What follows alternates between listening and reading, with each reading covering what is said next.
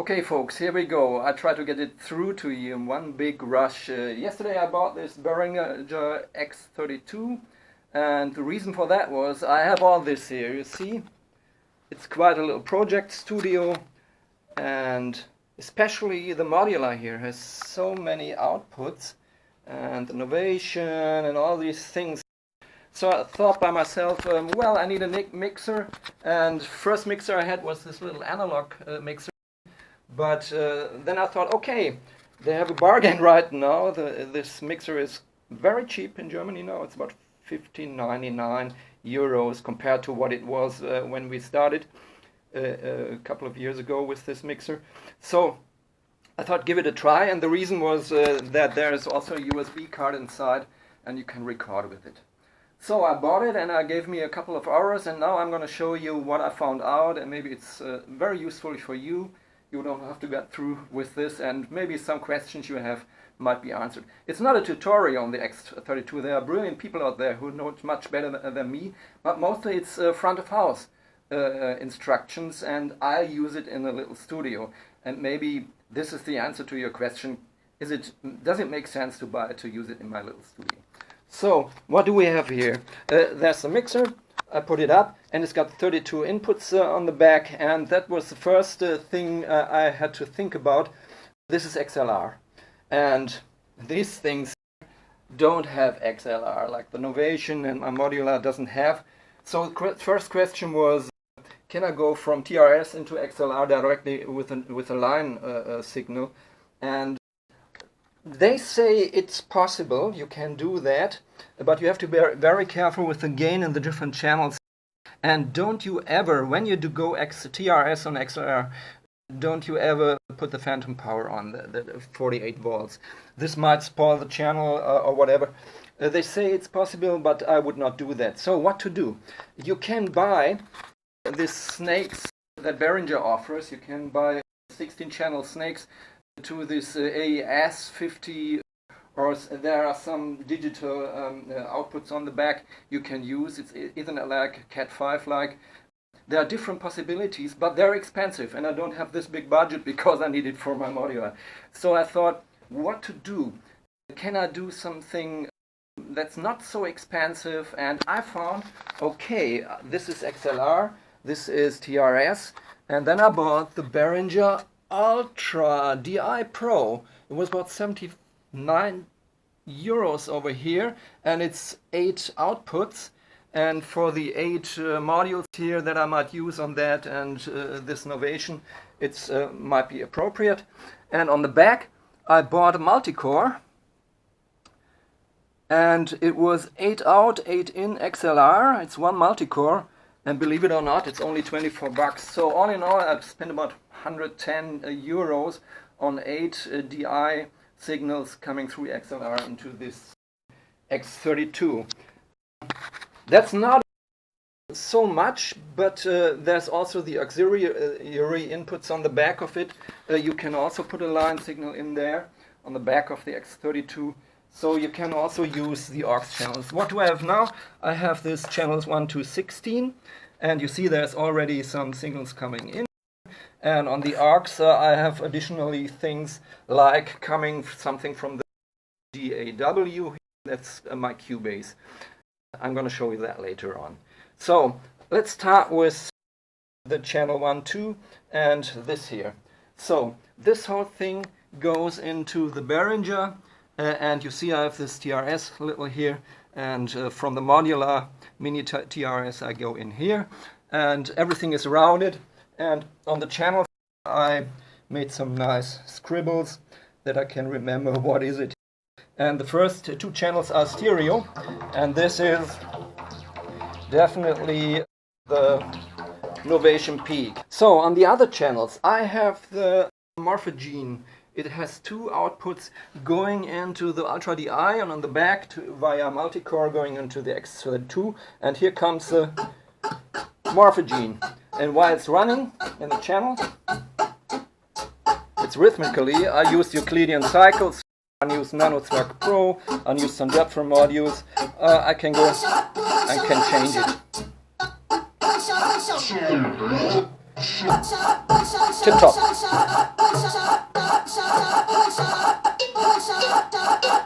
And everything is run by Euclidean cycles. So, and the clock is coming from the LFO. So it's going in here also. Next one is the Nanotzwerg. So at that point you see it's possible to take this DI box and go directly into the channels 1 to 8 in this case. I could use 16 of them. If I want to have more channels, what to do? Some of you might have some older USB cards or USB things from Focusrite or whatever. I have Focusrite. I had Focusrite and a DAT attached to it. And the idea was, should I buy a few more DI Ultra Pros, or can I take my equipment I already have and integrate it as sort of a DI box with a wonderful mic inputs from the Focusrite? So what did I do? I have this, you see the Focusrite.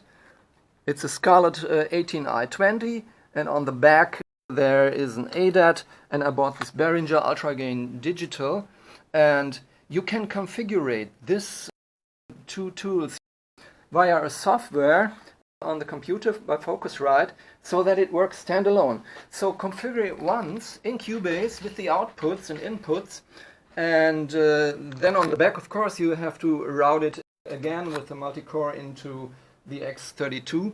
But the point is, you have an additional 16 channels then. All in all makes 24 channels in. Why do I do this? It works perfectly. I have another 16 channels then, so 24. This I can also still use on the road or as a standalone sound card. It's a little bit better than the sound card that's USB sound cards that's in the X32. And it comes to that, it's 24-bit and 48 kilohertz. Don't argue with that. It's enough for a project studio like this here. I don't need more than that, and there are many aspects on this bit rates out there. Do you really need 96 kilohertz? Maybe in a big studio, some ultrasonic things that mirror into the audio spectrum, that makes sense. But this is quite enough. The question I had, does it work with 32 channels directly into Cubase? This is the next thing I want to show you. How do I route it with Cubase, and does it work? Of course, I have Cubase already in. It's working, and I have a little track, and you can hear, and I put it into the auxiliary. Auxiliary 1 and 2 is normally routed the DAW. So Cubase coming back on these two channels. You do that in the routing, card out, etc. That's no big deal. You find out that I just need 2 channels, and everything works like this. Here it comes. Just a little track coming in here. Here we go, and I can adjust, going to panning. So here we go again. So I'm gonna stop it now here. The next question was, this is Mackie control capable. Does it work? Does it work with Cubase? It works. You have to adjust a few things in the menu of the X32, and then there's this little button here, DAW Remote. I do it again, and you're gonna see what's happening. I just push the button, choop, here we are, and what's happening now is I move the fader, and the fader in Cubase is also moving. You see it? And this is the second fader, third fader, and so on. I play it again, and then I move with the faders. So here,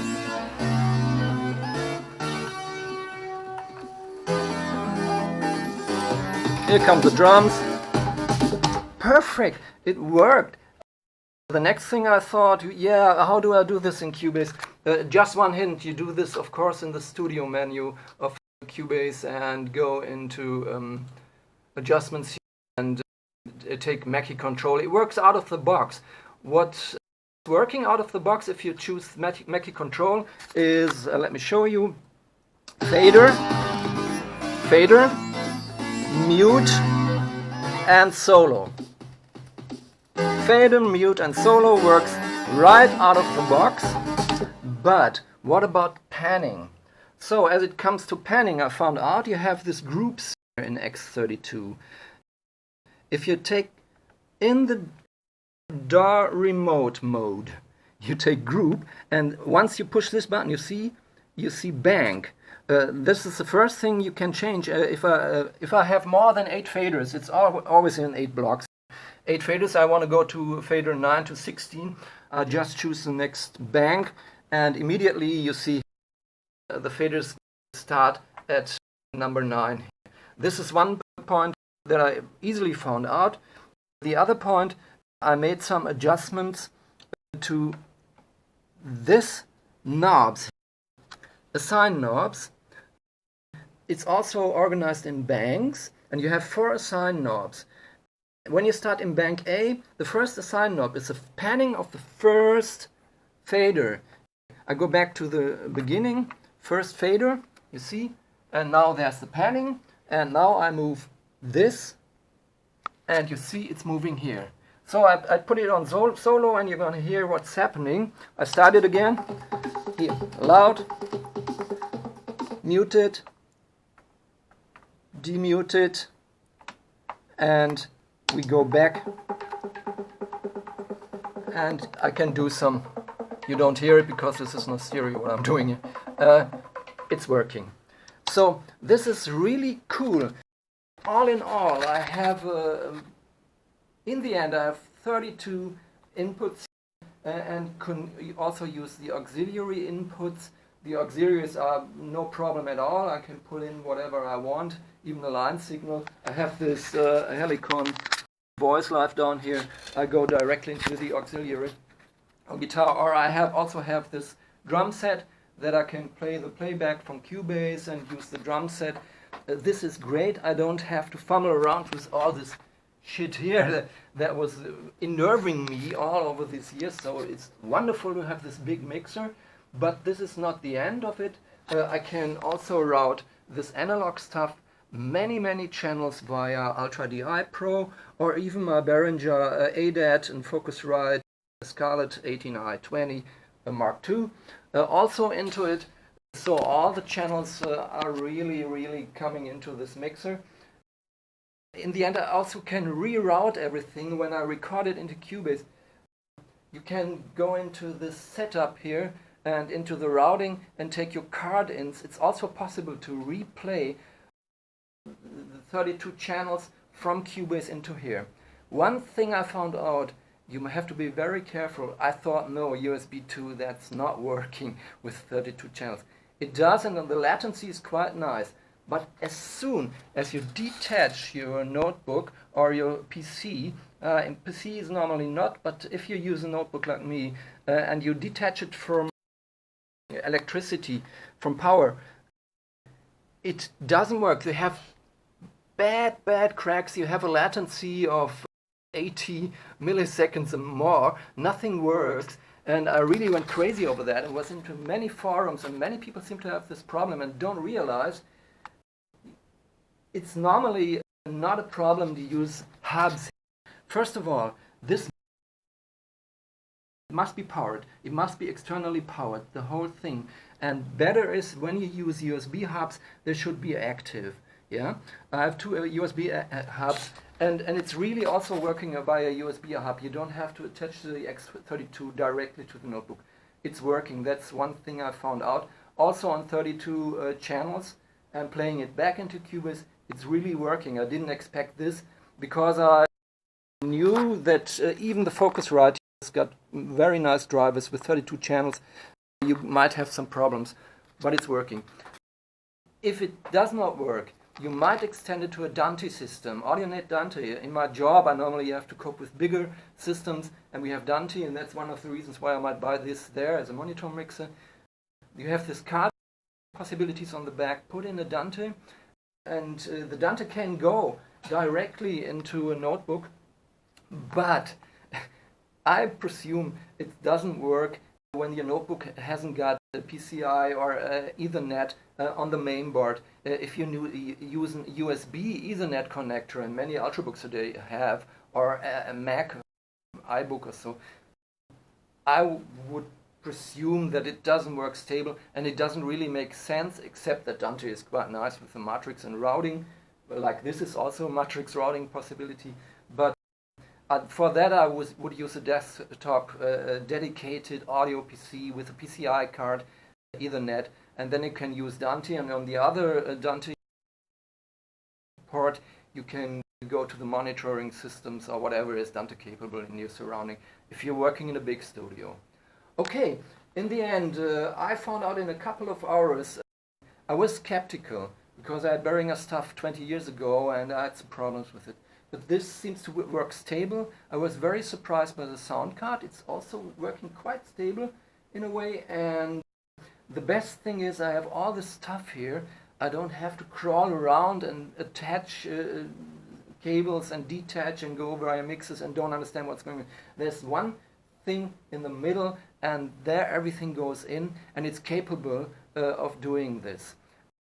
In the end, I also found very easily, I found out how to attach it. If I want to route it and do some manipulations on this, I have a second notebook. This is the one that Cubase is working on. This is a second one. This is one via Ethernet connected to a router. This router is connected to the back of the X32. It's possible, then you see here I move a fader, and it's possible also that the fader on the X32 is also moving then. Have you seen a different mouse here? You see, I use this fader, I don't even move it. What it doesn't do, and there's some people who are complaining and asking, it's not Total Recall. We have the Tascam digital mixer in a different studio. There you can do this automizations in Cubase via read and write. You know this, of course, yes, read and write. I just do it. So just let me start again. Here it's going on. What the hell? Ah, this is the Mackie. There it goes. There it goes, yes. Obviously, there seems to be a possibility. I will get more into that, but I've got a feeling that it's not really Total Recall, that these faders in this section here move remotely by what you do in Cubase by read and write. I'm not sure about that. The other thing I also found out is I have an iPad here, and oh, just listen to this. I really like it. This is a new production I'm doing. Wow! It's also going in here. And it's an auxiliary, and I can use the inputs here, and also here's something coming from Cubase also.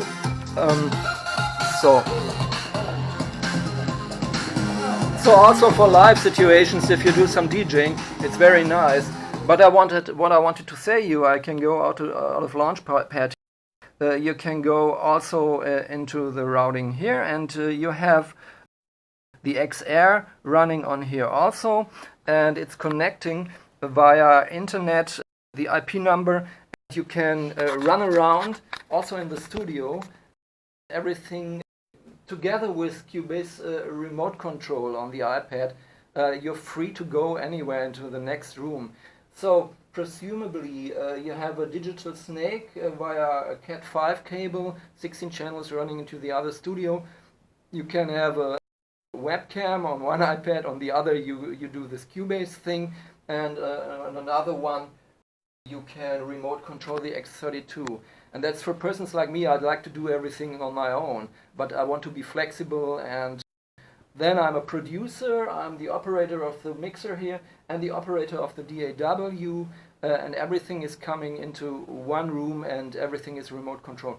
This is perfect, but it takes a lot of time. That's what I found. I just spent a couple of hours here. If I have to spend 50, 60 hours to really master it. Once you've mastered this thing, there's endless nice possibilities, and so far I got the feeling it's quite stable and quite very useful to do this. So this is just a little hint and just some first ideas. As I said, just a couple of hours. Now I'm getting more into it. I want to remotely program much more. In this thing here, I can go into the channels, the noise gates, the dynamics. Of course, you know, there are a lot of effects in here. You can do subgroups, you have different buses. The buses are normally useful if you use sends or subgroups, or you want to send mixes to monitors when you use it as a front of house mixer. In the end, everything I did now here, you see this little USB stick? You can view it, it's in here. I can record, and I also checked that. So what I did in the first place here, this thing, yes, this experimental modular stuff. What about that? When I want to record it, the other day I had to use Cubase. The routing was quite complicated. Here I just do it, mix it in real time while I play around with it, with everything, and then I go in here and say record, and it's recording everything, 24-bit, 48 kilohertz. If you use the other USB recording card with 2 SD cards, it's also possible, and I'm thinking about that. Well, the thing is, you have to put out the card that comes with the X32 and put on another one, and I don't think that anybody on the market will buy the old USB card. But the new USB card gives the user the same opportunities as this one, but you can record on 32 discrete channels. Imagine that when I do something with a modular, and I have 20 modules, and everything is coming in here, and I have discrete tracks. I can put them on different tracks in Cubase and remix everything in Cubase. And this is great for everybody who's working with big modular systems. When you have different modulars who have their single output, normally you route this in the modular itself, but here you can record everything on different tracks right into the mixer. Everything is stable, and after that you have the time to put it into Cubase and use Ozone 7 and Wavelab and all the tools where you can make a perfect production. Also a big advantage of this technology, not only for teachers at school who are planning to record what their kids do on stage. You just jump in here and say record. You can do it with the normal card on a stereo and with the other card on 32.